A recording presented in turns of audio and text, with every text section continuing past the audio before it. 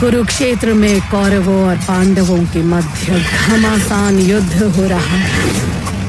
युद्ध का 17वां दिन था।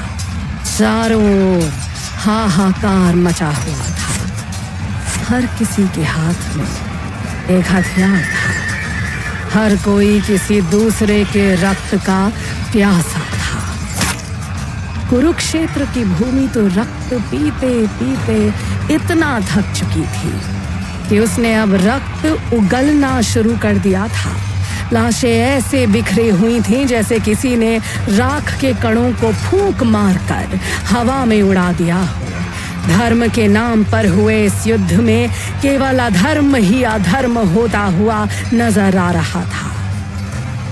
इस भयानक त्रासदी का गवाह समय शर्मिंदा था अपने इस रूप पर। भीम ने एक दिन पहले ही दुशासन की छाती चीरकर उसका रक्तपान किया था। युद्ध की विभत्सता अपनी चरम सीमा पर पहुंच चुकी थी। दुशासन की मृत्यु ने दुर्योधन के हृदय में जल रही क्रोध और नफरत की अग्नि को और हवा दे दी थी।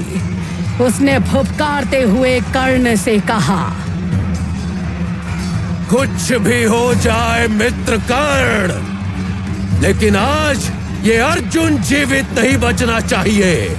संध्या होने से पूर्व मैं इसकी मौत की गूंज इस युद्ध भूमि के चारों ओर से शंखनाद की ध्वनि की तरह सुनना चाहता हूँ। तुम चिंता मत करो मित्र दुर्योधन। आज या तो मैं जीवित रहूंगा या फिर ये। अपने पुत्र की मृत्यु का भी प्रतिशोध लेना है मुझे इससे। तुम्हारी मौत तो मेरी पराजय होगी मित्र। मैं तो तुमसे विजय की अपेक्षा रखता हूँ। अवश्य मित्र, मैं तुम्हें निराश नहीं करूंगा। आज सिर्फ कर्ण ही नहीं, अर्जुन भी कर्ण का वध करने की मंशा से युद्ध भूमि में आए थे। कृष्ण अर्जुन के रथ के सारथी बने उसी पल की प्रतीक्षा में थे, क्योंकि उनका मानना है जो होना है वो होकर रहेगा। काल के चक्र को कोई नहीं रोक सकता।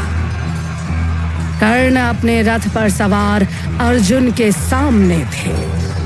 कर्ण के सारथी के रूप में मृधराज के राजा शल्य थे। कर्ण से कुछ दूरी पर दुर्योधन और शकुनी अपने अपने रथ पर सवार खड़े थे। अर्जुन ने कर्ण को ललकारते हुए कहा, तुम्हें अपने मित्र से कुछ कहना हो तो अभी कह लो। क्या पता बाद में यह अवसर तुम्हें मिले ना मिले, क्योंकि आज तुम इस युद्ध भूमि से जीवित लौटकर नहीं जा पाओगे। यही सलाह मैं तुम्हें भी देता हूँ प्रिय अर्जुन, क्योंकि आज तो तुम्हारा वध मेरे हाथों से होकर ही रहेगा। एक सूत पुत्र का सारथी बनाए जाने पर राजा शल्य मन ही मन अपमानित महसूस कर रहे थे, जिसका क्रोध शब्द रूपी बाण बनकर कर्ण के हृदय को छलनी कर रहा था। अब सिर्फ बातें ही बनाते रहोगे या कुछ करोगे भी अंगराज कर्ण? मत भूलो कि यहाँ कोई वाद विवाद नहीं, युद्ध हो रहा है, युद्ध। कर्ण को शल्य पर क्रोध तो आया, मगर वो चुप रहे और अग्नि उगलता हुआ एक बाण अर्जुन की ओर छोड़ा, जिसे अर्जुन ने अपने बाण से निष्क्रिय कर दिया। वो दोनों एक के बाद एक बाण छोड़े चले जा रहे थे। मुकाबला बराबरी का था। एक दूसरे के वार से अपना बचाव तो वो कर लेते, मगर उनके प्राणघाती बाणों की वर्षा से दोनों पक्ष के बेचारे निर्दोष सैनिक मारे जाते। बहुत देर तक दोनों के मध्य बाणों का द्वंद्व यूं ही चलता रहा, मगर परिणाम फिर भी कुछ नहीं निकला। दोनों को अब तक एक खरोच तक नहीं आई थी। ये सब देखकर दुर्योधन और शकुनी के सब्र का बांध टूटने लगा। शकुनी ने कर्ण से कहा, अंगराज कर्ण, हम यहाँ तुम्हारी कला का प्रदर्शन देखने के लिए नहीं आए हैं। तुरंत नाग अश्वसेन का आह्वान करो और कर दो इस अर्जुन की जीवन लीला समाप्त। मगर कर्ण को ऐसा करना सही नहीं लग रहा था। उन्हें पूर्ण विश्वास था कि वो अर्जुन को अपने पराक्रम से ही हरा देंगे। उन्हें सोच में खोया देख शल्य ने एक बार फिर कर्ण पर तंज कसा। युवराज दुर्योधन, एक सूत पुत्र से आप कुछ अधिक ही अपेक्षा कर रहे हैं। एक सेवक के सिर पर ताज रखने से वो राजा नहीं बन जाता। अर्जुन जैसे महापराक्रमी योद्धा के सामने इसकी क्या बिसात। शकुनी ने शल्य की हाँ में हाँ भरते हुए कहा, हाँ भांजे, आदेश दो अपने मित्र को कि वो नाग अश्वसेन का आह्वान करे। क्यों ये बाणों से आतिशबाजी करके अपना और हमारा समय बर्बाद कर रहा है। ऐसे ही चलता रहा तो हम अर्जुन से कभी नहीं जीत पाएंगे भांजे। दुर्योधन भी अर्जुन के मृत शरीर को देखने के लिए आतुर था। उसने कर्ण से कहा, नाग अश्वसेन का आह्वान करो मित्र कर्ण, ये मेरा आदेश है। कर्ण अभी भी दुविधा में थे। ये भांपकर शल्य ने फिर से चुटकी ली। युवराज दुर्योधन, आराम से बैठ जाइए। सूत पुत्र कर्ण अभी मनन चिंतन कर रहे हैं। हमारा समय बर्बाद हो तो हो, इससे इन्हें क्या। शल्य के तानों से परेशान होकर कर्ण रथ से उतर गए और बोले, मुझे नहीं चाहिए इनका रथ। अब मैं यहीं से युद्ध करूंगा। मगर मैं तुम पर इस तरह शस्त्र नहीं चला सकता। ऐसा करना अधर्म होगा। मगर कर्ण ने फिर भी अर्जुन की ओर बाण छोड़ दिया, जिसे अर्जुन ने अपनी ओर पहुंचने से पहले ही बीच में रोक दिया। तब कर्ण बोले, तुम तो शस्त्र नहीं उठाने वाले थे अर्जुन। अब कहां गया तुम्हारा धर्म। मैंने शस्त्र न चलाने की बात की थी। अपना बचाव भी नहीं करूंगा, ऐसा तो नहीं कहा था। दोनों के बीच वाद विवाद फिर से शुरू हो गया।